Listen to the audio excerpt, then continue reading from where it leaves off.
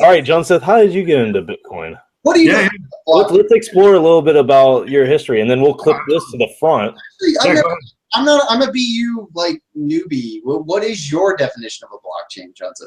What do you call? What's a legit blockchain? Chris always points at Satoshi's definition, and it's in the main.h file. Come on, man. You gotta find your own definition. That's Chris's. No, that's not. It's Satoshi's. It's a great definition, and the reason it's interesting is because Satoshi basically says that POW has to be a part of it. So did you actually know that that's not true? Satoshi had two primary definitions. The one with the POW wasn't necessarily the one with the blockchain. The one where he defines the blockchain, he just talks about linked Merkle roots pretty much. And then he also talks about POW being part of this blockchain idea in a different comment line in the main.h file. Sure. What do you think about that? I mean, you can parse it however you want, but like I don't think he specifically defines it anywhere.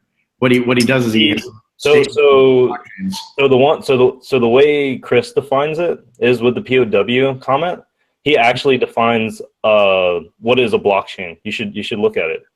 He doesn't actually use the word proof of work, or he doesn't use that phrase.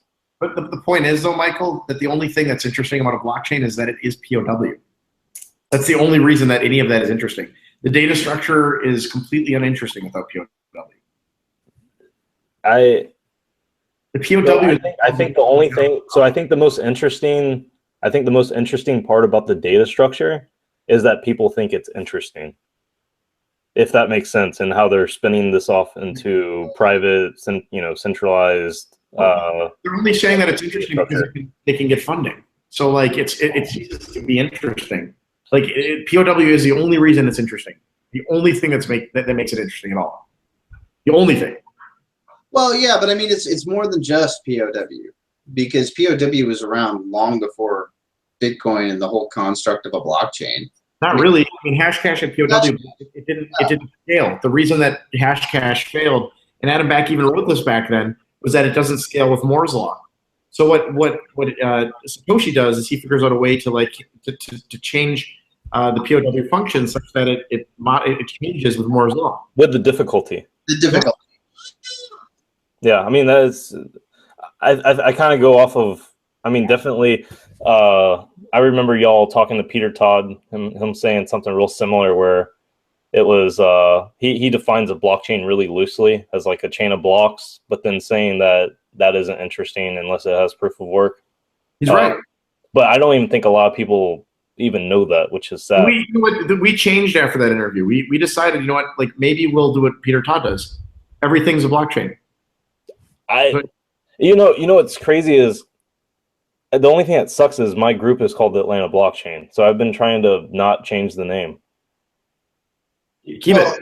Yeah. You were the one who totally wanted that, you know. No, I know, but that's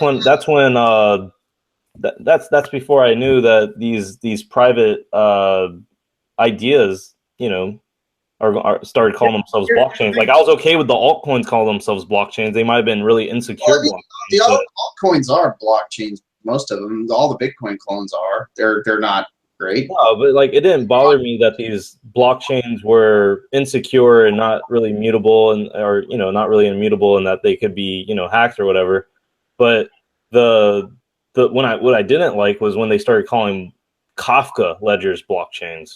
Yeah, those aren't blockchains. No. Yeah, I don't know. Like I'm like starting to question my life, Mike.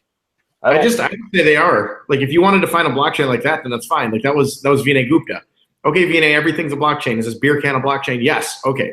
Well, like at least we have a working definition. Nothing isn't a blockchain.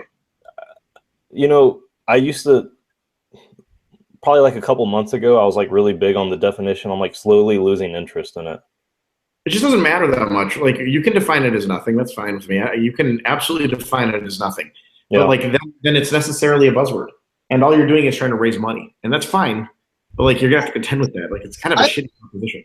So regardless of the technology and the method of implementation, when I think of blockchain, it has certain characteristics, and the one everybody always harps on, it's definitely an important one, is censorship resistance, and that's like what Tone always says, and I think I've heard you guys say that that's like the one defining characteristic of Bitcoin, and it's useless for anything other than censorship resistance.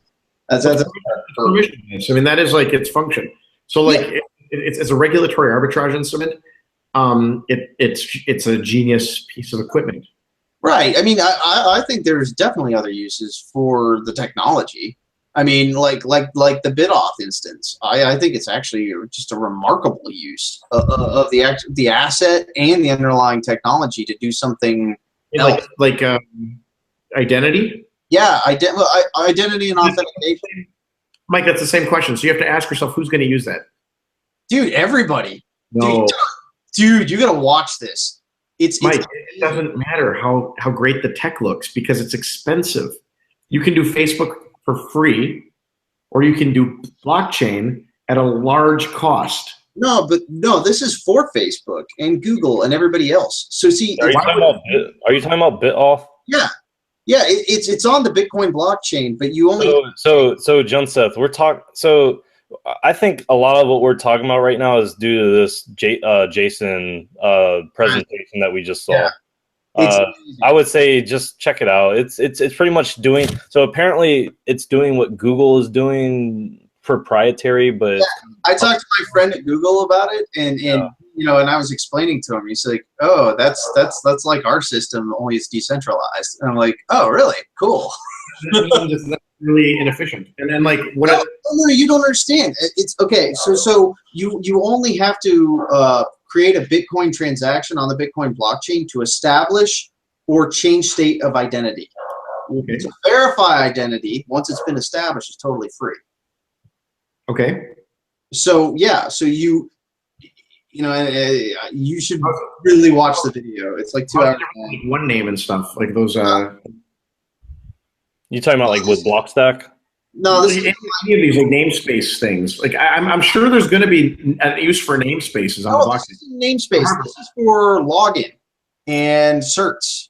So it's like full on security stuff. It's password login. My question is, why do you want that over Facebook? Facebook does that. No, it doesn't. You have to enter a password into Facebook. This is all tokenized. So the phrase that I'm new to is static authentication, which is kind of a new term. Versus what was it like? Universal authentication. It's universal second factor is Google. Universal second factor. Yeah. But yeah, this is essentially that. Only it's decentralized on the blockchain. So what's cool about that is like it's literally everywhere. So you know how like OAuth is Facebook and Google's attempt, because they spent all this money on creating these login systems, and they only get the benefit for their own site, and it's not good for anything. So what they did is they extended that out so everybody else could use the Facebook and Google login all around the web. So that's why it's sign in with Google, sign in with Facebook. But this is basically the same thing. Control your own credentials on your device, and it's all signed with a key. And not only that, he goes like, this guy's got great ideas. So he takes like you can have a 4 of 5, like for the signing certificate of the credentials for like a website. So like if Google signs a cert, so they use multi-sig to actually sign that cert. And what they do is they actually store Bitcoin in the accounts of the like 4 of 5 of all the 5. Say like you throw 10 Bitcoins, which is nothing to one of these huge companies, on it as a bounty. So if somebody compromises one of the 5 servers, they can't do anything, but they can steal the fucking Bitcoin on it. And if they do, Google now knows their server's been compromised, and there's no law. So I think you're new to that idea. That's actually an idea that's been floated by, I think, Peter Woolley and Gregory Maxwell for years and years and years. I was definitely new to it. I thought that was really interesting to hear about. So. Yeah. That's an old idea. Yeah. Old Bitcoin idea. He called it a bounty. Bounty, canary, but this is, I mean, this has been around. There's been tons of it, but I mean, he actually. No, that very specific idea is literally like I think Peter Woolley. Yeah, well, he wrote an actual implementation of it. Like it has reference code. That's good. I mean, I'm skeptical of anyone who does blockchain projects for like this stuff. I mean, OAuth is fine. Like maybe that's great.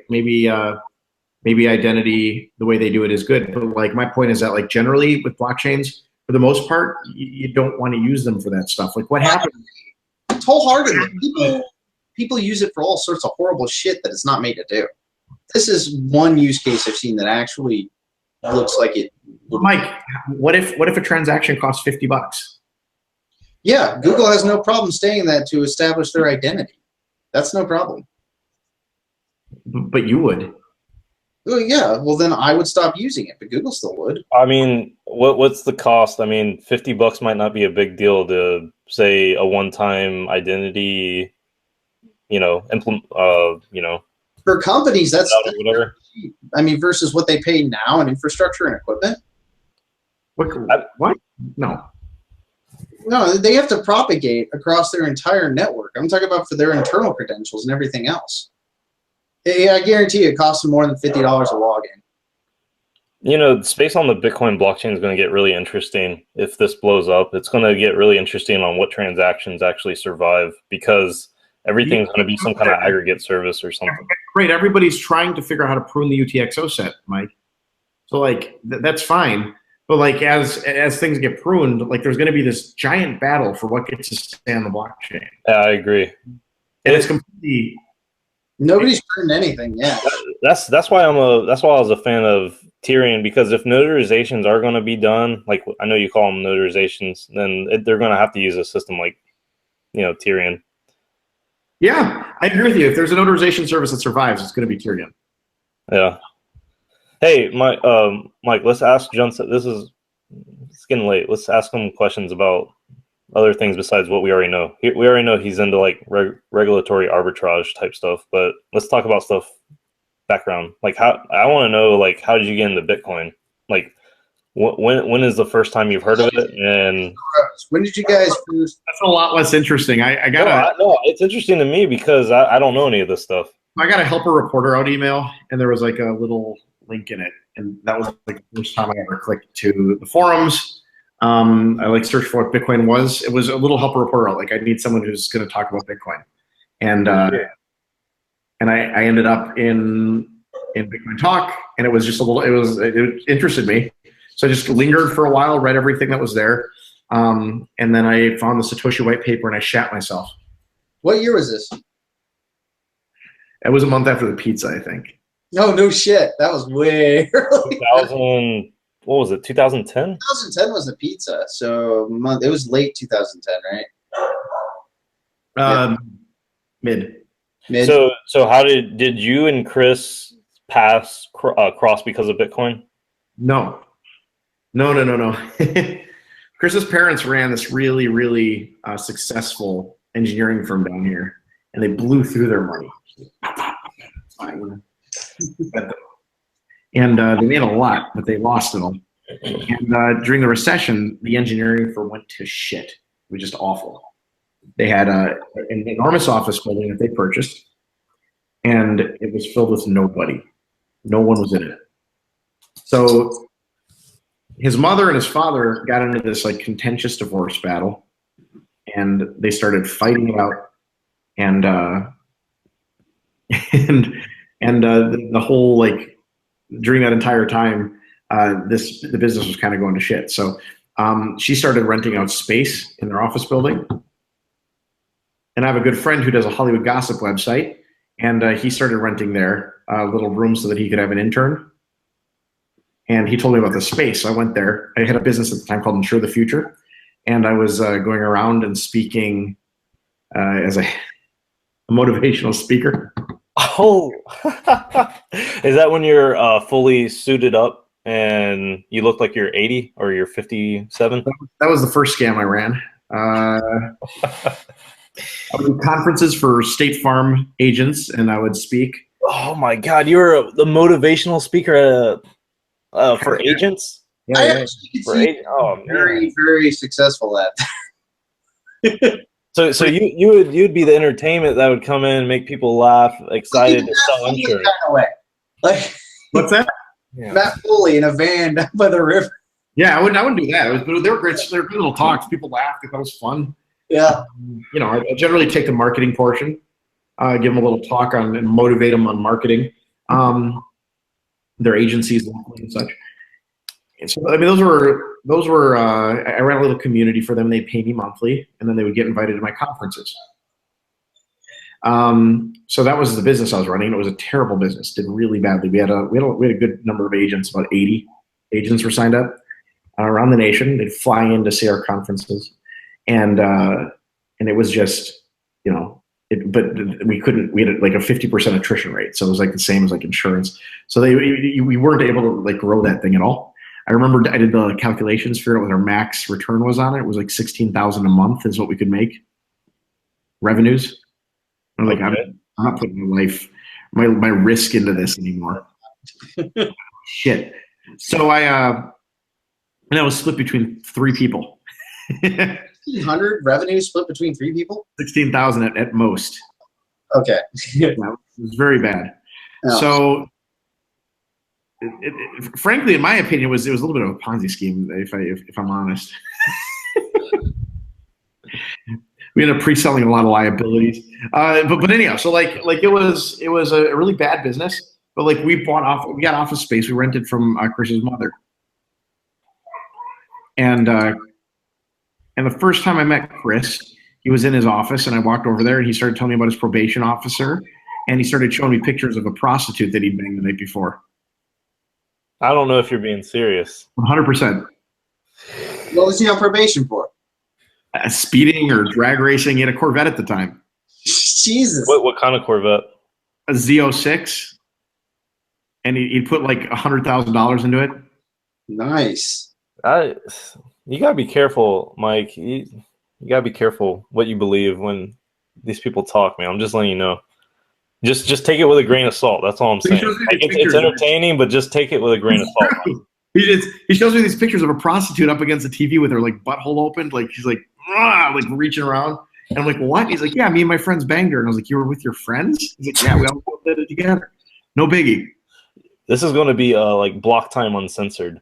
Right. So I was like, okay, so that's weird. I've never heard of anyone that does that kind of thing. This kid's like a guy I gotta like stay away from. He's a little bit like iffy. I want to see how far he goes with this. That's true. So he asked me, he goes, so we were talking, and like the issue of like Bitcoin came up. Chris generally uses to like antagonize people, but I was like, oh, I've been into Bitcoin for years. My business partners at the time, this is like when Bitcoin was like, I think $3.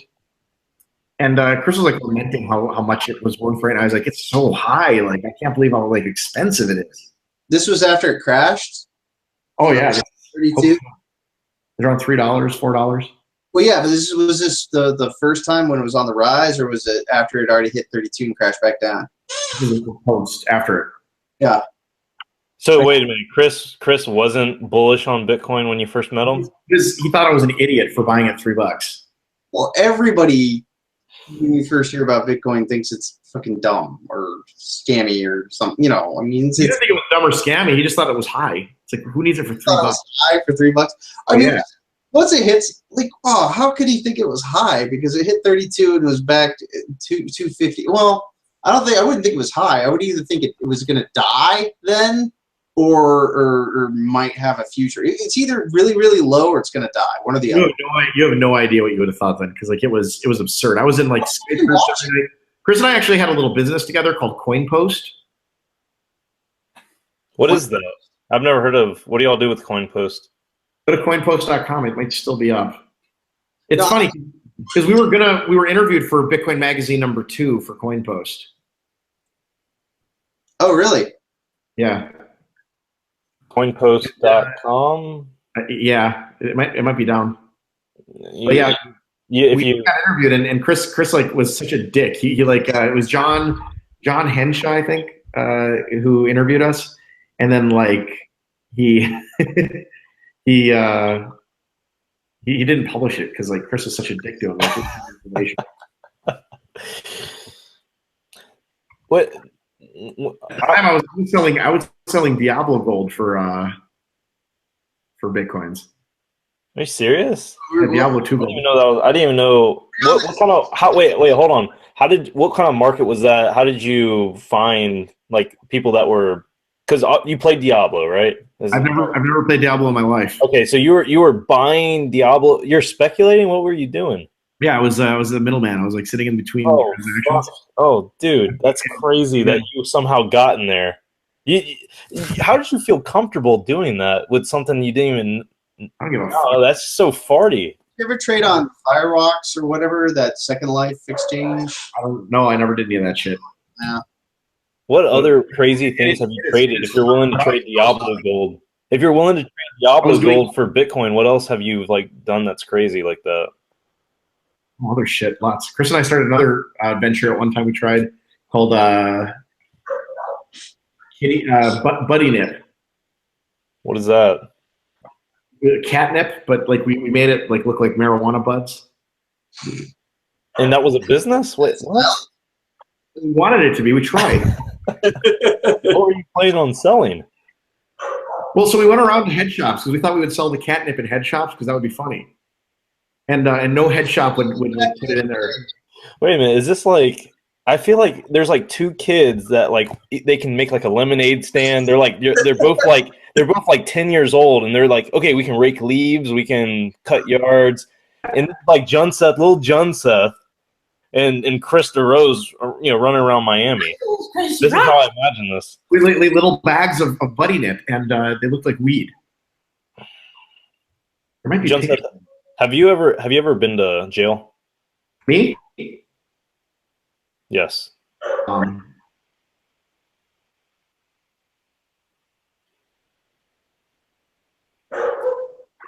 you get that? No. I said only once for beating my mom. Okay, that's so just one time. I would have gone more if I'd had the opportunity. I almost went a few months or like a year ago during that. What was that Bitcoin movie? Which one? There's been a couple. The Rise and Rise. No, the movie where like the main movie that mentions Bitcoin. It was like a full-time movie, a real movie. Oh, and dope. Bitcoin's Dope. Yeah. So we went to a theater and I got trashed, just fucking trashed. I've never been so trashed in my life. And I started hitting on this like young girl, and it just so happened that like they were a rehab. Oh. You're watching Dope. Oh yeah, dude, no lies. And we left the theater, and Chris and I were doing our interview thing, and a fight broke out. A fight. They fought you after the movie? Oh yeah, Chris got jabbed in the face a number of times while doing an interview. Oh yeah. So no, they came out and they just started like sucker punching us. Wait a minute. So y'all started doing interviews like way early before Bitcoin Uncensored? So this is what I was trying to get to earlier. It's like Chris wanted to get famous. So I was like, well, I have a program. We can make it famous. It's really easy. I've done it before to myself. And I said, it's going to be weirder than you think because it's going to be around, like, it's going to be among a small niche of people. So like the funniest thing about your fame will be that like everyone who cares about the subject is going to think you're famous, but all of your family are going to think you're an asshole for thinking you're famous. That's pretty accurate. I mean, Chris. That's how it is. Chris is. I mean, whether you like him or not, a lot of people know about him. Just like the term Bitcoin rich, Bitcoin retired. Well, Chris is Bitcoin famous, right? Right. Bitcoin famous, yeah. That's always the case. So Bitcoin, I mean, every single subject area does that exact same thing. You can do that in any niche. Any niche, yeah. And I told Chris this, and he told me that sounded ridiculous, that was impossible. So I set him on the Junseth program for fame, and I said the one rule I have is that I don't want to be part of it. Oh yeah, you didn't do too well. Well, so I can tell you where it all started. The Junseth program for fame starts with YouTube videos, and wait, you're being serious? You have like a program because you used to be like a marketing expert, and you're saying you've laid this out, huh? Oh, I've laid it out. It's all very easy. All right. So you're going to give us your secret sauce? I'll give you the secret sauce. It's pretty easy. It just requires a lot of work. It requires an immense amount of content, and what you do is Are you taking notes? I'm taking notes. I want to be famous. So the way it starts is you got to start building an audience. So I like YouTube, and the way that we started is I got a list of questions, and we would go out around Miami, and Chris would answer every question, and and do it the best you could, but like good answers to the question. You have to be competent. So that was like step one. So we built the YouTube channel that way, and we basically got ranked for every single like main Bitcoin term. Well, okay.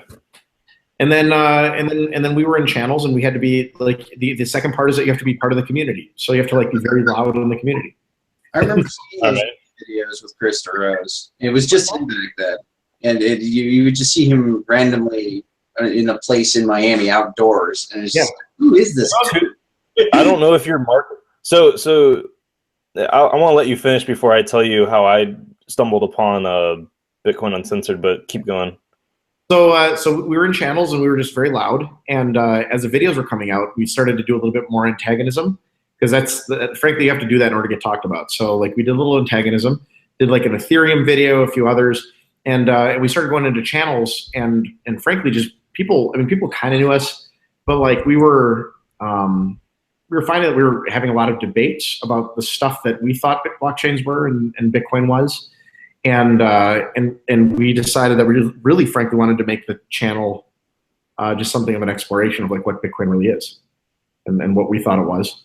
And we moved into that direction, and we started doing a little longer videos. So Chris wanted to try a few longer form videos. So I think the first one was the Bitcoin bull. Oh, yeah. I think I remember. That was also the first time that I really started getting mentioned off camera.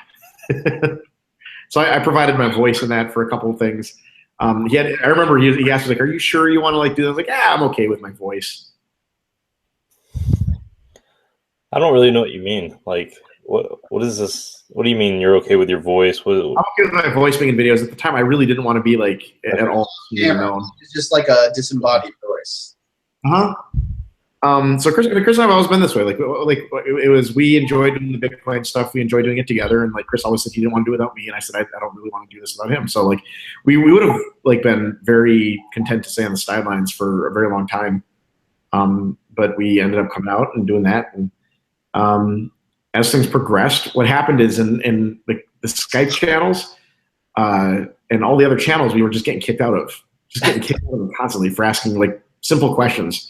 And that was when it got really funny, because like by this time Chris was pretty known because of those videos, and he started trying to do a few interviews.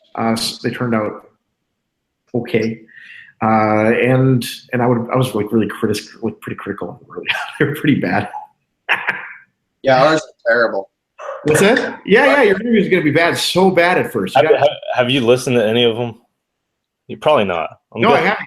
Have you sent them to me? You should send them to my personal, because like my Telegram is like so fucking full. Like, just send them to me personally. I'll watch them then. I was hoping you would just subscribe to our SoundCloud channel now that we're paying for it since yesterday. Oh, wow. Yeah, we hit the 5 upload maximum limit. Their blockchain doesn't persist data for free after 5 videos or 5 video clips. No, it doesn't. So yeah, like we were getting kicked out of these channels, and people were like really pissed about it. Like we use that for like gaining a little bit, like making people want to see the videos. Like, we got kicked out of a channel for saying this. You guys made a career out of getting kicked out of places, basically. Well, yeah, that was the goal. That was the thing. So like, if you watch Chris's early videos, one of the big problems he has is in early days, Chris didn't believe me, but he really wanted to. He thought that Bitcoin, he thought that getting famous required he made lots of friends.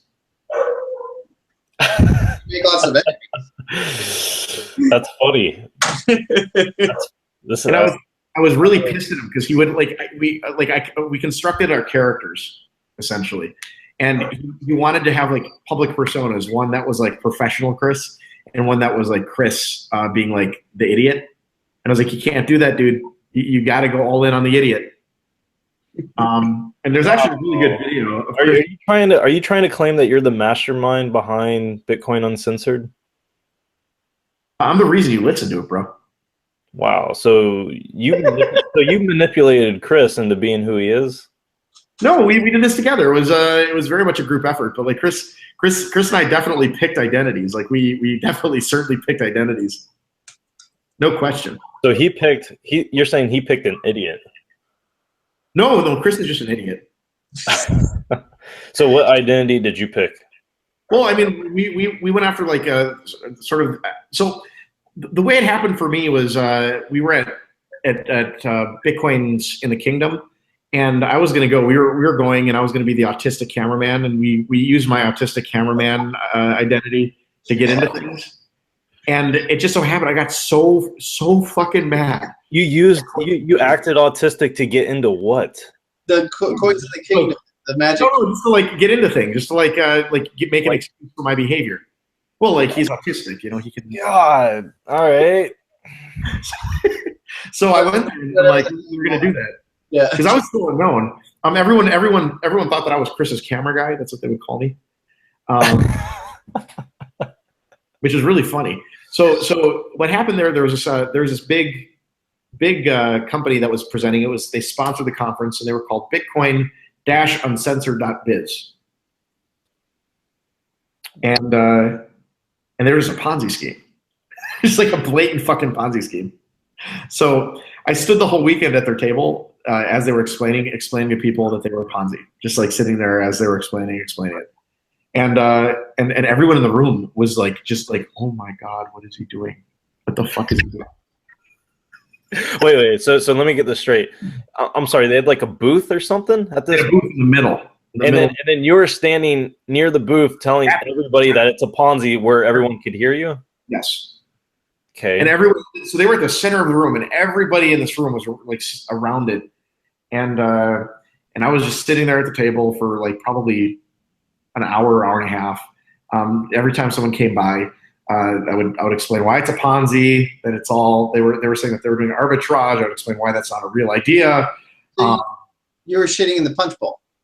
Yeah. Oh yeah. So, and then later on, David Mondris got married at this event. It was written up in Gawker. It was a retarded event. It was really funny. And then and Jeffrey Tucker administered the wedding. Oh God, dude. It was so funny. And then they got married, but they said their vows to a BTM, and then they put like a transaction in the blockchain, which I don't think. Oh, I remember hearing about all this. Yeah. It was really funny. It was hilarious. One of the funniest things I've ever seen. So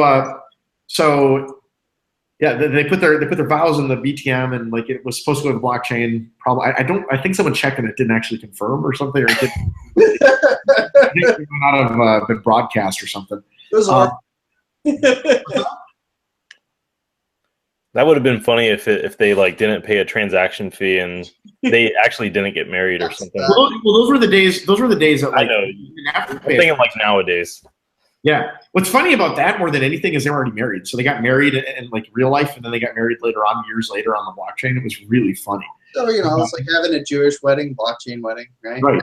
Well, David talks about this being like the most special day of his life. I saw him at TNABC. He hates me. Those were early battles. Yeah, David Bailey. Who was that? David Mondris. Oh, okay. What does he go by?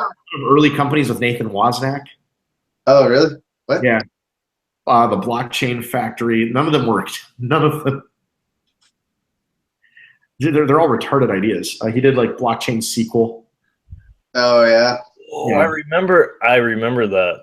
David was. He is a dum-dum. But that was in 2013, right? No, that's ChainDB. What's that? ChainDB. Is that what you're thinking of, Tidwell? No, different. It was like Blockchain SQL. It was even dumber than you think.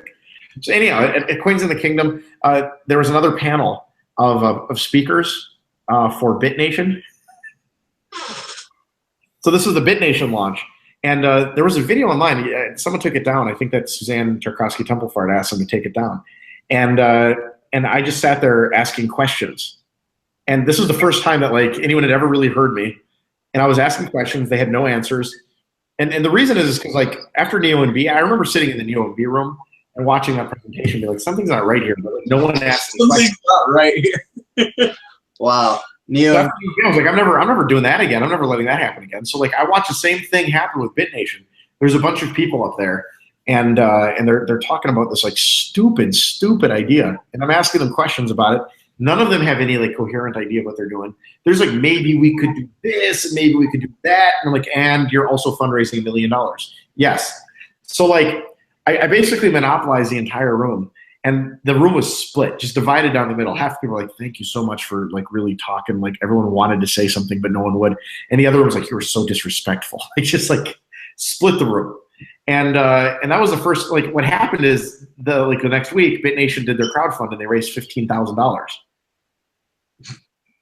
15,000? Yeah. And that was like really, God, you destroyed them, man. Correct. I completely destroyed the ICO. And that's what Suzanne thinks too.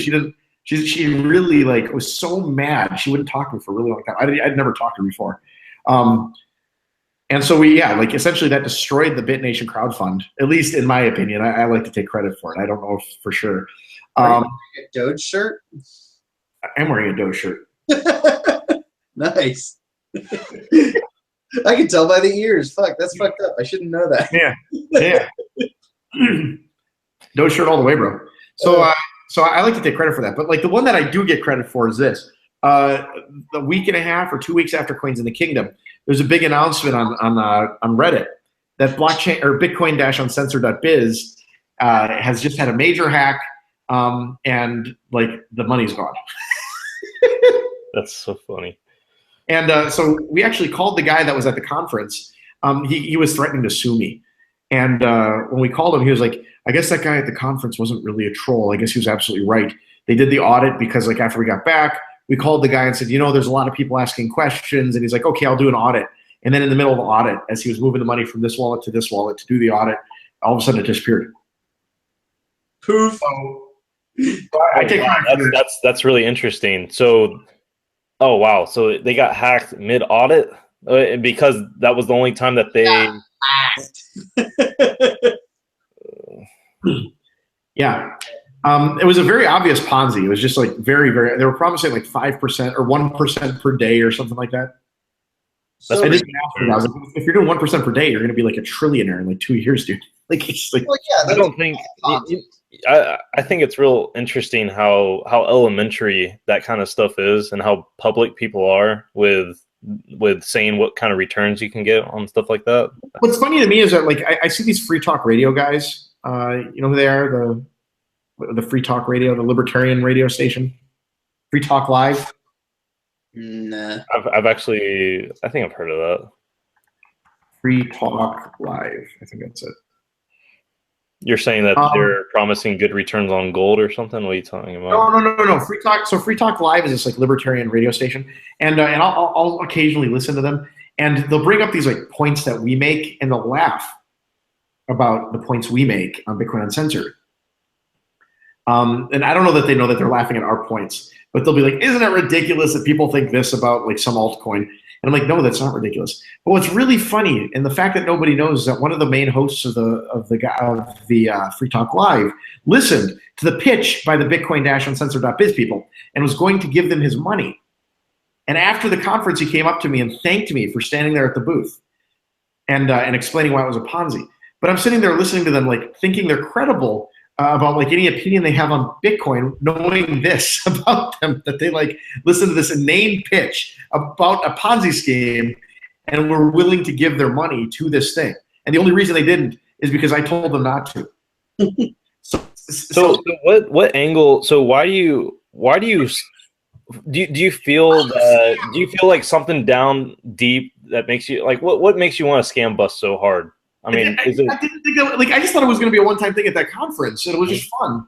And what happened is, like, you know, as we were doing this, like we started getting kicked. That was before we started getting kicked out of the channel. We started getting kicked out of these channels as we go in, and we would do it because we got pretty good at it. We just started asking like really. We found out that the thing that killed these projects was really simple questions. So like I think the next big one was Eris Industries.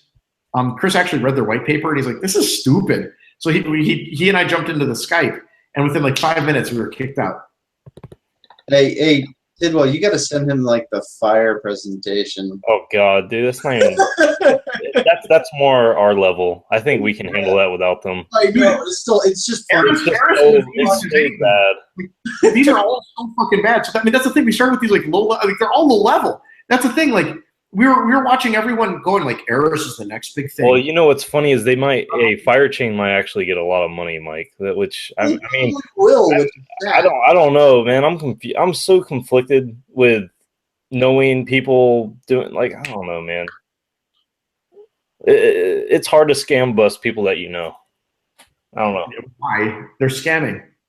Because they might not be scamming people who matter to you. Well, here's the thing though. Like you got to understand, Michael. Like again, like early on, Chris wanted friends, right?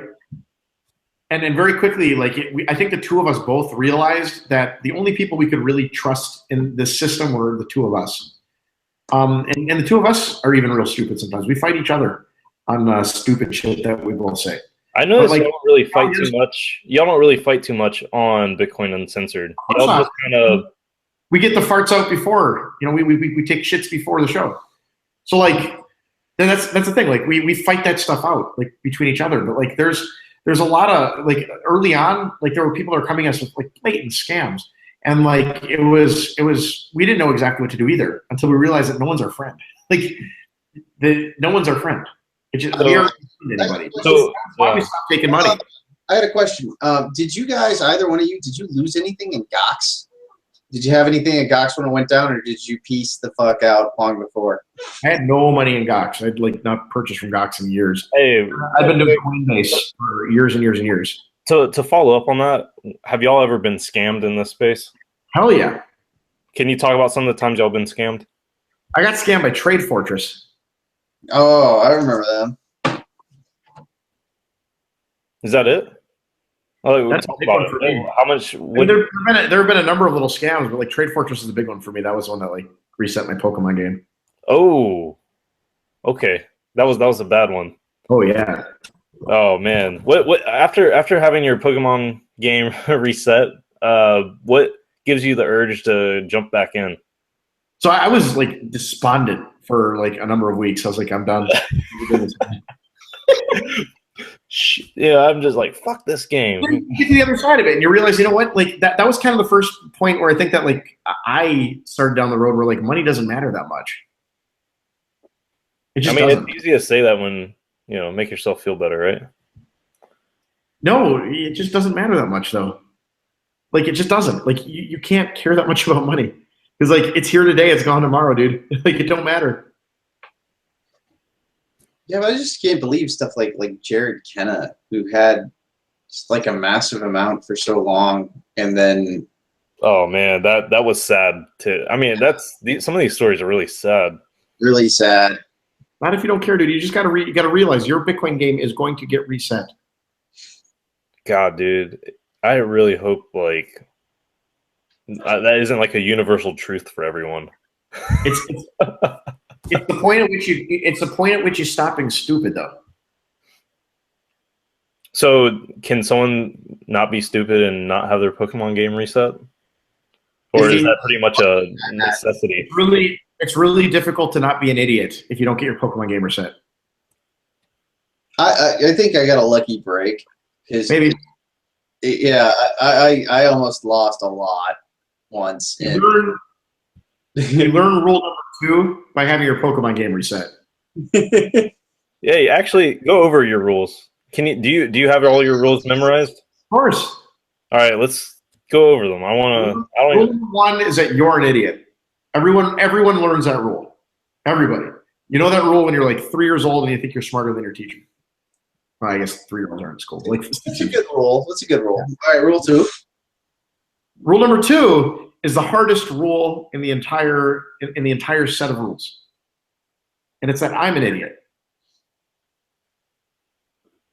First, you realize teachers are idiots, everyone else is an idiot, and then at some point, you have a self-actualization moment, and you realize that you are as dumb as every other fucking person. Yeah, I'll buy that. Right. Rule number 3, you have to realize that nobody's in control of things, that we're all fucking ants, that like everything is kind of amorphous and out of your control. You don't have a whole lot to say or do with anything. You don't have much control. And to that end, you realize as a result of all of that, that everyone getting together and acting like just retarded people getting together, you're an idiot, I'm an idiot. When we get into like a group, we create a market. It makes markets efficient, which is why rule number 3 is that markets are efficient.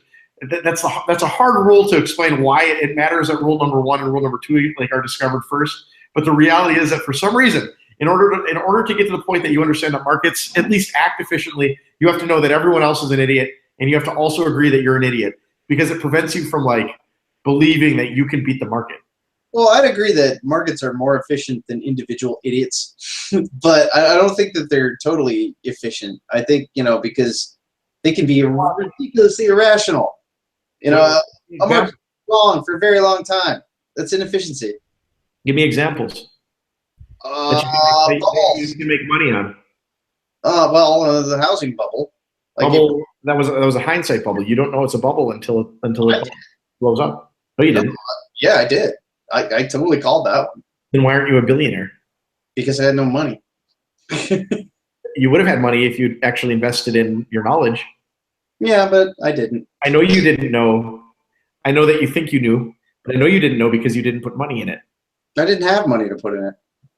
That's a very fair. That's a very convenient excuse. Here's the money that I put into it. This is serious. I had a little bit of money, but I didn't know where to put the money in order to take advantage of it. So what I said is, I'm going to wait till the market crashes 20%, and then I'm going to buy a house. And then the market crashed 20%, and I bought a house. That was how. I wasn't like, I didn't make out like, oh shit, I'm going to short the market. I didn't play markets. But there was this one graph that I saw. I'm a data analyst by trade. And there was this one graph that I saw, and it was done by like a Princeton, professor or whatever. And it had the inflation adjusted income, right? So inflation adjusted income basically looks like this, right? You adjust income for inflation. It's just basically a flat line. Then it had the median house price. So median income, median house price. And it went like this. I was just looking at that, and I said, okay, that's unsustainable. You're saying the average person can no longer afford the average house. That cannot last. One of two things is going to happen. I didn't know which, and that was the big thing, is I didn't know which. Is one of two things can happen.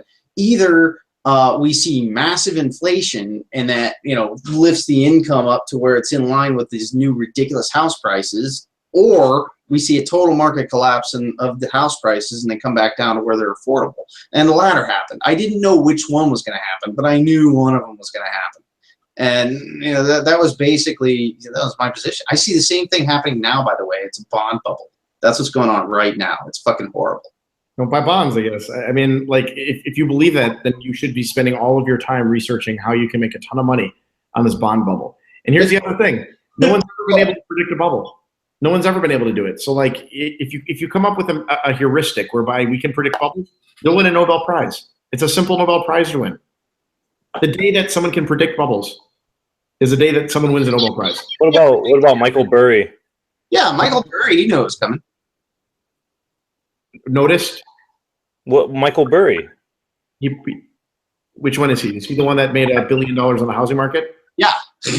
Maybe something like that. He made a lot of money. He was working for a financial firm or something. Yeah, he made like $2 billion. He's the guy from The Big Short. I mean, I would say if you have some kind of knowledge, right, and you're able to look at things, and I mean, because obviously he had a lot of data points, and he was able to identify this, right? He had a lot of inside knowledge of the market, and he was able to find this out. I don't know. Maybe that wasn't public knowledge. I don't know.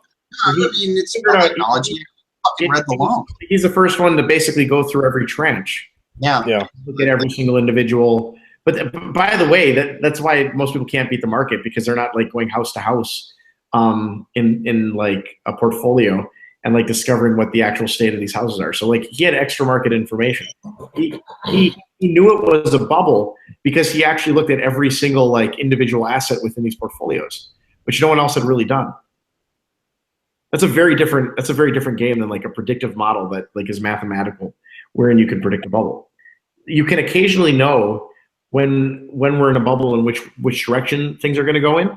And what you can do is you can make bets against that. And he made bets because he knew which way it was going to go. Hey, Mike, let's hold off because rule number 3 is markets are efficient. Let's go to rule number 4, and we can talk about because Mike has some interesting theories. He has like a paper out. We're going to actually talk about on the next podcast. But let's go. ever, Junseth? Did you get it? I'll send you a link if you want to read it. Send me a link. Send me a link for anything you want. I'll read anything. It's easy to read. It's like 10 minutes or less. All right. But anyways, I want to go to rule 4 if there is one. Rule number 4 is you don't want that. You don't want that? You don't want that. So Really? what do I want? I want it though, but No, I you do. don't. You don't want that. So like a sub way to like state this rule is if there isn't a product for it, if the product for it doesn't already exist, you don't want it. What about iPhone or Apple came out with like smartphones, right? They made smartphones popular, or was it Android? I mean, there was lots before. There's Trail, and there's a progression to the iPhone. Look at the Trail. The Trail looks a lot like the iPhone. Actually, yeah, I used to work on Trios. It was nothing like that. So when I say iPhone today, but like the first iPhone, my Treo was far superior to that first iPhone. I hated those iPhones. I was like, why the fuck are you doing that instead of a Treo? Yeah, my CEO, my job was to keep his Treo running at the time. That was what I did. And I remember when the iPhone came out, it was a year before he went ahead and got one. But yeah, they were pretty rare back then when they first came out. First iPhone was just shit. Just shit. So are you trying to say that like initially you shouldn't want it, but over time it has more use? It's like look, like when people say like I want a yacht, you're like, oh, okay. So what you want is you want a staff of like 15 people you want to pay full time. You want to dock it somewhere for $8,000. You want to like spend this much on gas every year. You want to So what you're telling me is you want a $400,000 per year bill. No. But I want a yacht. No, you don't want a yacht because those are what come with a yacht. So that one makes sense. That's easy to think about. But is that generally what you're talking about with that rule? Is that pretty much just like saying you have to know all the costs, weigh out everything? Or? Certainly opportunity cost. But like for example, you're asking the question about like why is it that who's buying treasuries? Right now, no one's really buying bonds. Like as far as foreign countries, so like who's the purchaser of the treasury? Huh? Primary dealers? Are you talking? Primary. You're asking the question: why is it that the Fed doesn't buy? So the answer to that would be I don't know, but I'll bet there's a pretty fucking good reason. And if you said I want the Fed to purchase those directly, my answer would be you don't want that. And I know for certain that you don't want that. I don't know why you don't want that, but I know that there's a really good reason primary dealers exist because this world is in a configuration as it is for some reason. For some reason, it's that way. You don't want that. I don't know why you don't want that, but you don't want that. Mike, do you have something to say? Well, okay. I agree with you very much on that particular point. But there's an old joke about that. So to say, oh, things are like that for a reason. This is a little long joke, but I think you'll appreciate it. Stop me if you've heard it before. Actually, don't. Okay. So all right. So there's a scientist in a room, and he's got 5 monkeys in a cage, right? And there's a rope, and then there's a banana up the top. So like monkeys, right? First thing they do, he throws the monkeys in the cage. And then, so the monkeys naturally, they start climbing the rope to go for the banana, right? So the scientist pulls out a hose, like a big fire hose, sprays the whole damn cage, right? All the monkeys get knocked over the end, they get wet, and they're just flipping their monkey shit.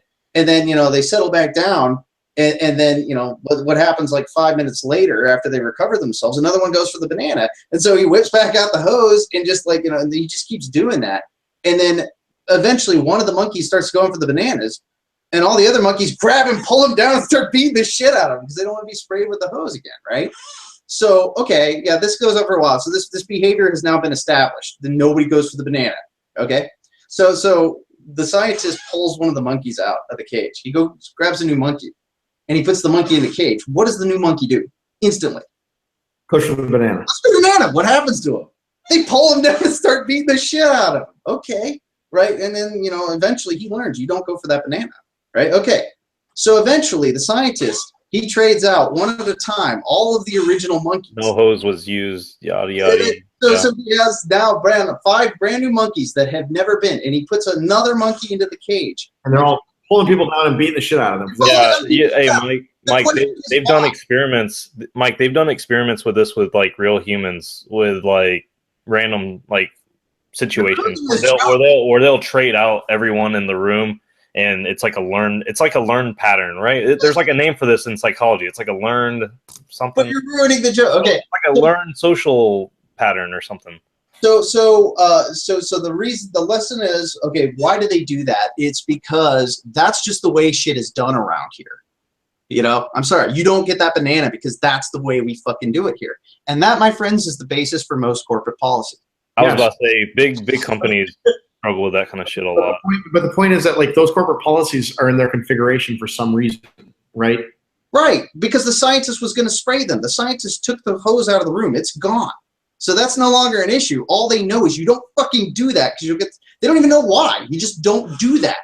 So the hose is gone. It's been out of the room. I would think that's what Bitcoin's allowed us to do. Is it's allowed us to re-examine a lot of these premises because, like, we're, for example, discovering why it is that banks are really great. Well, we don't think of the banks are evil, but like we've discovered that, you know what, maybe banks are important. And I bet you that Bitcoiners can articulate why banks are good better than any banker can. Because I don't think that bankers know that they're good. I think that bankers don't understand their function often. But I know their function. I know exactly what they do. And it's that banks, in case this thing of value, banks are like giant like storehouses of value. And value is the hardest thing in the world to store. And they do it really well. They do it without you losing much ever. And they take just a fraction off the top. Frankly, generally, they have you pay for it through interest, which is why your like checking account interest is so low. Right. Well, I mean, you know, that's the way it's been for at least, what, 1,000 years? I mean, maybe not quite that long. I mean, the history of like banking is very strange, but like it's not. We call it 1,000 years. Chris and I have modern banking like was the Renaissance era, medieval era is when it came about, right? Modern banking systems. But yeah, I guess. But yeah, like they're really great at storing wealth. They've gotten better and better at it. They used to have like robberies in banks, you know. Okay. FDIC was a huge innovation in making sure your wealth is safe. So now that we know we don't want that, what's rule number 5? How many rules are there? This is the last one. Okay. Yeah. The cheapest that was a long one. I didn't know I didn't want that. That was a good one to learn. Yeah. The most recent rule we've discovered is that the cheapest pair of pants costs the least amount of money. So the real question is, are you cheapest pair of pants on Twitter?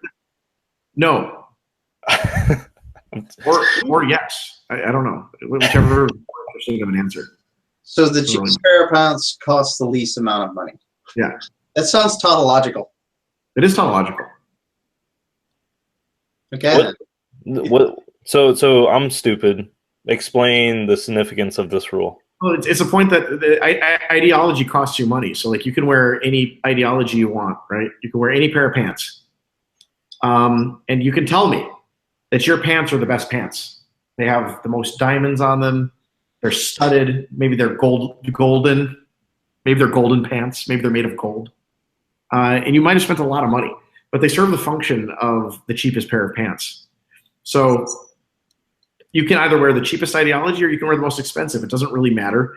But you as an individual should, if you can, do your best to find and search for the cheapest pair of pants. And from there, once you find the cheapest pair of pants, you can stud them, you can buy diamond ones, you can do whatever you want. Just all the while knowing what your opportunity costs are for wearing those more expensive pairs. So I've actually coined a phrase called suititernity. I can't even fucking say it. What's the one that you came up with the suit opportunity cost? Suitortunity cost? I thought that was interesting. Suititernity? What was it? Suitortunity. Suitortunity. Yeah. So it's like fake opportunity, false opportunity. Yeah. So I have a recommendation. Y'all need to come up. So you know how y'all are doing the Bitcoin Mountain stuff, and it would be really nice if you had 10 of these rules. So you're halfway there. Now these aren't necessarily like commandments, but they're just like general advice or whatever. There's just things that we've like found like ourselves, frankly. I think your entire premise is going to be like complete as far as like the most content you can, the best quality you can create is when you get to 10 I don't know. Like, I don't even know what I would call these. First off, I do know the last rule. I don't know what's in between there and then. What's the last rule? give us a sneak peek. The last rule is join me at the cribbage table.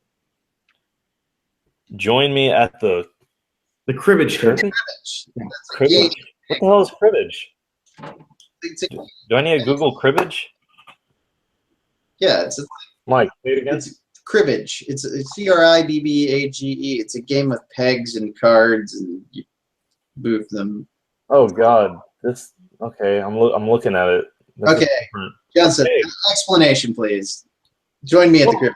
That's like Bitcoin retired. I think it's when you haven't been scammed out of all your Bitcoin. Well, it's when you understand that like not much else matters.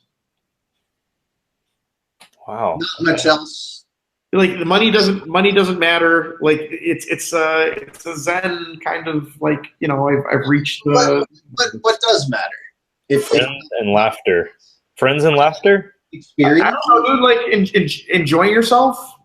yeah, experiences. I don't have a great philosophical like look. If you were to ask me what I believe philosophically, I probably ascribe to like logotherapy, which would be like Viktor Frankl's "A Man's Search for Meaning" sort of philosophy, which is that he says that when he was in camps where Jews were often committing suicide, what he would do is to instill a sense of purpose in their lives.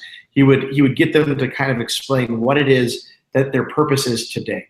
Like I'm going to garden today, and honestly, for me, that's important. Just knowing what it is that my purpose is today, and that like not knowing anything else. I don't really seek to like know anymore.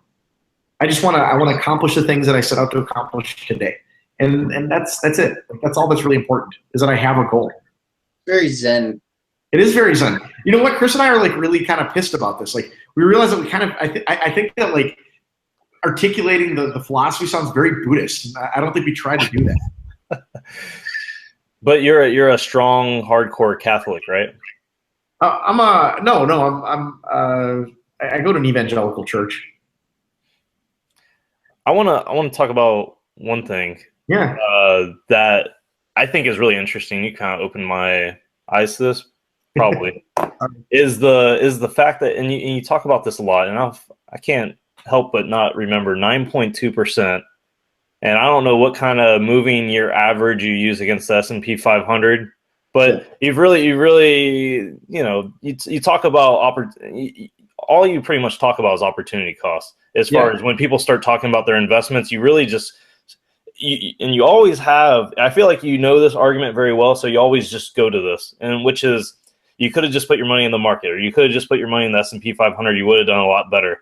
Where did you come up with this argument? Is this like a normal thing people do? Because obviously a lot of smart people aren't putting their money in here. And then at what point, if everyone, let's say, followed this advice, at what point is the S&P 500 overbloated and not a good investment? Like, can you talk about this a little bit?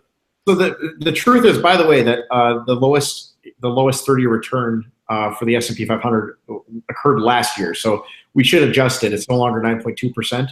That 9.2% was like the lowest bound for a 30-year span for the S&P. Okay. Last year, if you'd invested 30 years previous, you would have returned 9.15% per year. Okay, so we're still good if you round up to one decimal place. Yeah, 9.2, but 9.15. So you use the 30-year moving average. This was suit opportunity cost. This was our innovation. I'm very proud of it. And we call it measuring your conspiracy. Oh wow. Yeah. Okay. So a conspiracy having to do with money? Say it again? A conspiracy having to do with money? Like I know something better than. No, a conspiracy very simply is a statement that you make that has no science. Okay. I probably do that a lot. Everyone does it. So if you tell me that I don't know, the government puts weird shit into shots so that they can track you, I'm like, okay, well that's obviously a conspiracy, right? But if you tell me that you have machinations that you can do wherein you're going to return 1% per day to yourself, I'd be like, well, you believe in conspiracies. I know you believe in conspiracies because there's no science there. So like, let's explore the conspiracy. What's your conspiracy? Oh, you believe that all the banks are colluding to keep profits, to raise their profits. All right, that's a very simple conspiracy to measure. We can look at the market return over the last 15 years or 20 years, and we can look at bank returns, and we can compare them. And we can decide, because if you had invested in that conspiracy, which would have actually been, it would have meant that you believe that the banks are colluding for higher profits, which means that will be reflected in the stock price. So you can actually invest in the conspiracy, which is a ridiculous notion, but you could have. If you believe that the banks are colluding to make higher profits, you could put your money into the banks. And what we can do is on the other side, we can look at the entire market, and we can see what performed better. And nearly always the market performs better than those. And if these perform better, it's by like 0.1%. So the conspiracy is. I have a question. Is the stock market a scam? Is it a Ponzi? Yes. All right. All right. Another question, because I feel like y'all also talk about random walks, and a lot of this terminology, to be honest, is new to me before BU. Wouldn't you consider going off the 30-year moving average to predict future gains is also like, aren't we talking about like a random walk forward and how that's not a good way to predict things? Or can you talk about that? Sure. So the question, it's a good question. And it's not wrong. Like, you can't predict gains in the future. So like when we say that like the return is 9.15, it's actually dishonest. Like, that isn't the actual return, right? The return is whatever the return is. The relevant question is, can you beat the market? So if there was a market downturn and the market started returning -3%, all that would mean is everyone else is returning -3% also with their investments, or worse. Nah. Well, I mean, if you think about alternative, speculative investments, like certainly Bitcoin has beaten the stock market in the past. Yeah, but you couldn't have known that was going to happen. So like, you can't know anything. You couldn't have even made a good guess. Like your investment in Bitcoin is luck, pure fucking luck, and you should admit that to yourself, because you're stuck at rule number 2. Told you it's the hardest rule. What Mike Casey, you're an idiot, dude. You have to learn that you're an idiot. That's I'm so dumb. I can't learn that. Dude, Junseth, I don't think you need to accommodate for the autistic. I am autistic, you know. So how are you possibly smart enough to learn rule 2 if you are autistic? Autistic people aren't dumb at all. They're just. I'm really questioning all these rules now, considering the autistic person just. Yeah. Well, Michael, I mean, the truth is that we call them rules of the universe, but they're just kind of, I made them up. I wrote them down. They're good rules. These are the universal rules. You wrote them down. I think we have a religion. No, I'm trying. I think so. Here's the funny part. BU is kind of a cult. I mean, it's starting to become one. Yeah. Whether they like it or not, they have a very cult following. It's, guilty as charged. I'm kind of falling into it. I still kind of look around, make sure I'm not crazy, and I understand like their views are like actually way different a lot of times. But all we try to do is articulate science. I mean, in a funny way. That's all we care about. So I would say y'all might be living in your own enclosed bubble to some extent. Fine with me.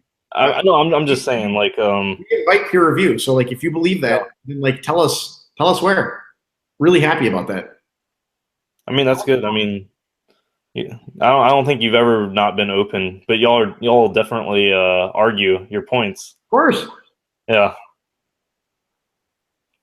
Mike, do you have the reality is that, like, if the market doesn't return well, like, no one's returning well. That just happens to be true, and there might be some cases where that isn't true. But like, you got to realize that, like, the market is just the goal of the market is to capture all of the new value. So like, I don't know, if you have Lyft, Uber, and taxi, all competing for the value of like a market share of like taxi cabs, like that value doesn't like increase because Uber enters the market. Maybe Uber gets a few new entrants, so maybe there's a little bit of new value there. But the reality is that they're all competing for the same market share. So Uber is growing at the expense of, what's that? The pie. There's only one pie. You're competing for different slices of the pie. Correct. So Uber grows at the expense of its competitors, right? Can we acknowledge that? Yeah. So the worst thing right now about Uber, as it grows, is that none of us can actually be exposed to the losses of taxi as it's shrinking. Does that make sense? What do you mean by exposed? Well, you can't invest in Uber because it's a public or a private company. Right. Oh, I got you. So like as taxi begins to like lose some of that value, Uber's gaining it at the expense of taxi, but also at the expense of your opportunity to gain that value. So I mean, we're gaining the value through cheaper fare, right? Maybe. I mean, better experience too, but it's not going to be a better experience. It's going to be a worse experience. Uber has to be the same experience as taxi. It will regress to that.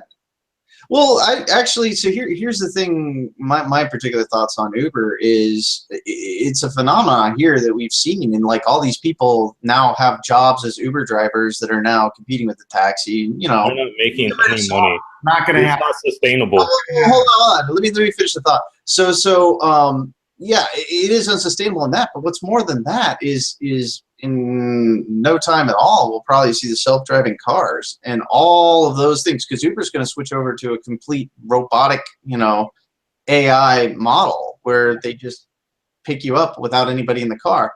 And they're going to get so much more increased efficiency from that. Everything's going to be cheaper, but nobody's going to have a fucking job. So what then? Yeah, I don't know. Maybe we don't want that. Well, yeah, but I mean, I think what are we going to do to stop it? It's market forces. Yeah, I mean, like, I don't know. Like, the problem is that, like, if everything's automated, then you have a question of, like, how do you pay for things? Yeah, I mean, it's a problem we're going to have to grapple with. Because it might not be a problem, though. There will be a way. Like, here's the thing. We've always... Oh, shit. Uh-oh. Well, I guess I want to... I wouldn't hear that. I'm here. Oh, he's back. Right. No, I mean, the beneficiary of lower prices is everybody.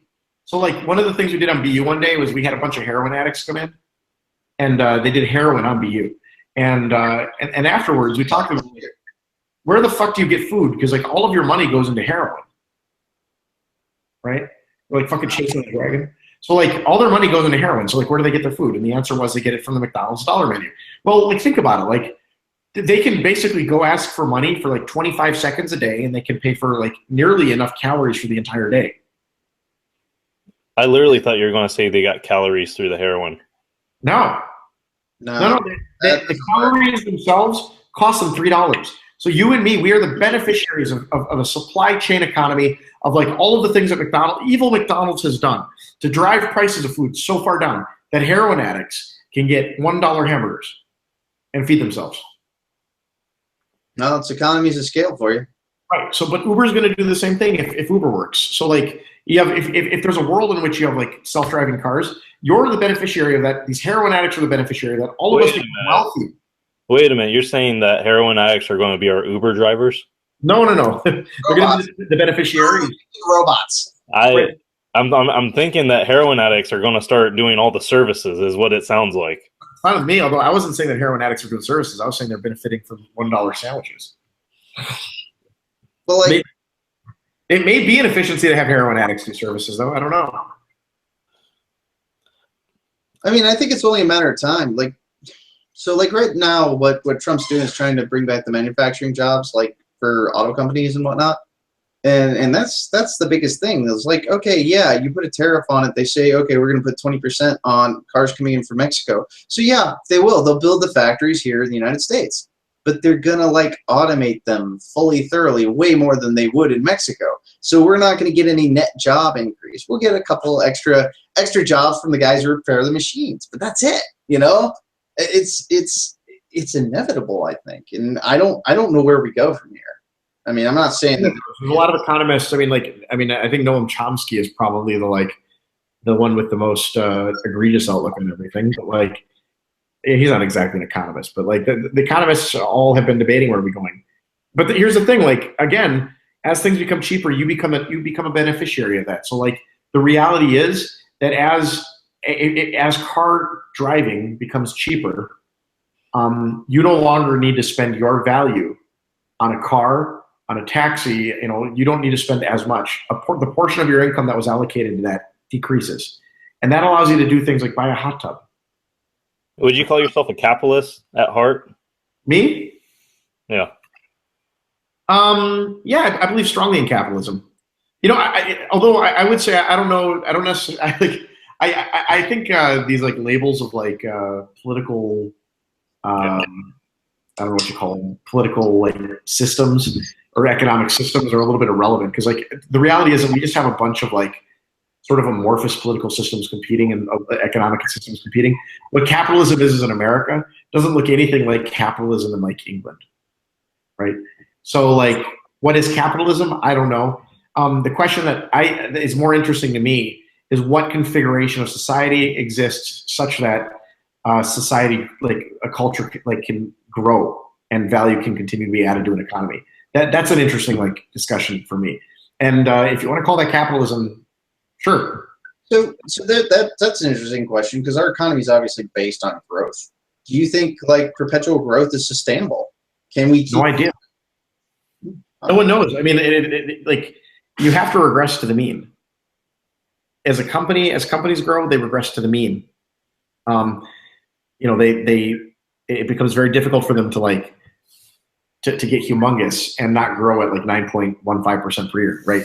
Like it's difficult because if it was easy, like you know, you'd have an investment strategy where you could just buy those companies. But like all of this stuff gets competed away. Everyone regresses to the mean. So I don't know how that works in terms of country growth. I do know that like every time we have a baby who's going to be like adding value to the economy, you have value added. I don't know. I'm not an economist, so I don't know how that necessarily like works. But I imagine that growth of a country or growth of even like the planet has to regress to some sort of mean. Like it's difficult. Like a mass extinction of it, or maybe. I mean, like that would be weird because then we'd all get the value that like currently exists. We'd like reallocate it among ourselves. Be interesting. Like that'd be the libertarian reboot, right? That would be rebooting the Pokemon game right there, right? I think Mike, I'm gonna wrap it up in a little bit. Hey, Junseth, I have a question, and this is a lot. Just I'm interested if you ever think about this. What do you think the price of Bitcoin will? I want to hear what you think. Even though you shouldn't ever make a prediction with the price, I want you to make one. As far as you can pick a time in the future, but make it like a year at least out. Okay. And I want to hear what you want to think. Yeah. But here's the one stipulation: you have to make a prediction. I'm telling you have to. Okay. You have to look dumb. So 1 year from now, what do I think Bitcoin will be? Yeah. Price wise. I don't know. Let's see.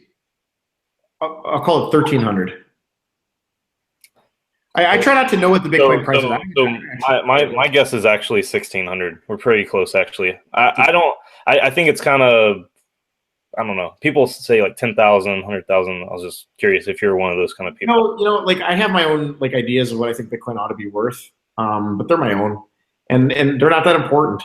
So like honestly, if I were going to recommend someone like do an investment in Bitcoin, what I would do is I would buy Bitcoin relative to like the all market cap. So like I would basically invest in it as if it were just like a stock in like an all market index that you can't currently get exposed to. So just add it to your all market stuff. If you're looking at like just how much should you invest, that's what I would recommend. Just add it to your index. Large portfolio. What percentage of your portfolio would you say you should allocate?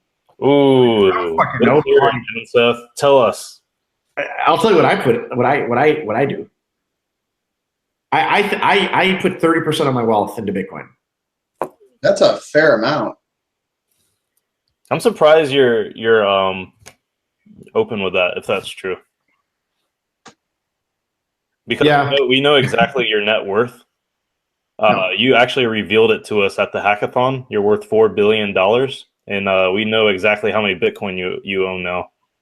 Good. No, I don't know why you're Satoshi. A target. he actually came forward at the hackathon, Mike. I kid you not, and he told everyone his net worth. Yeah, I remember the story. Hey, Mike. Final question. $1 billion. No, I mean, like the reason I say that is just because, like, frankly, it's probably stupid, but like I just like if anyone's looking for a metric, like in terms of what they think, because everyone's asking the question, how much should I invest in Bitcoin? And I like my simple response is like, if you don't know anything about Bitcoin, don't invest. If you know a little bit about Bitcoin, treat it like it were in your index fund. That would be my advice. Honestly, the reason that I invest a little bit more is because I think that Bitcoin is representative of, like, frankly, a large market that is completely untapped. And that'd be like things like husbands getting divorced, the drug markets, all that stuff. I don't think that we have any exposure to that in index funds. So, my personal thing is I think that it probably represents an outsized portion of what an index fund is right now, but I don't know. It's a complete crapshoot. And I'm probably, frankly, overexposed to Bitcoin. I kind of look at it as fun. I kind of look at it as a fun risk reward kind of opportunity cost with gambling. I mean, that's how I see it personally. But I like it because it's fun to watch. It entertains me. It's worth the entertainment value. That's what I like. One more thing, Junseth. This is an open invite, February 22nd. Come hang out with us in Atlanta, since your boyfriend is going out of the country to cheat on you. Yeah, he's cheating on me. And I'm sure he's trying to find hookers in every country he visits. So never met a guy like so much. He'll probably come back with a disease. So don't say that, dude. I'm not getting checked. Anyways, I didn't actually hear. Where's he going? All over Asia. Oh, okay. Thailand. Yeah. Well, anyways, I was going to say, feel free to come up to Atlanta.